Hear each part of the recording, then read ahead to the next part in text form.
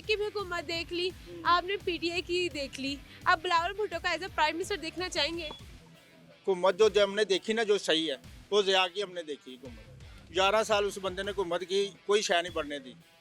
ये हर 15 दिन के बाद नया रेट होता है, हर 15 दिन के बाद इनका नया रेट होता है। एक रेट एक चीज़ में कभी खड़ा नहीं हो रहा। पेट्रोल सस्ता होने के चांस हो रहे हैं, क्या लगता होगा? पेट्रोल सस्ता होने का बकाया चीज़ें तो वही रहेगी ना। बिजली इन्होंने क्या रेट कर दिया, लोड शेडिंग, गैस की लोड शेडिंग, आप बिजली तो की नून लोड लीग के शेडिंग। सपोर्टर, आप तो नून लीग की हुकूमत है, बल्ले बल्ले करें।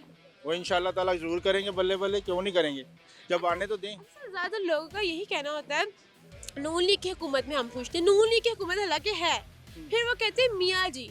तो क्या शहबाज शरीफ साहब इतने अपनी दौरे हुकूमत में 3 दफा लंदन विजिट करके आए, मियाँ जी ने कोई मशवरे नहीं देते होंगे?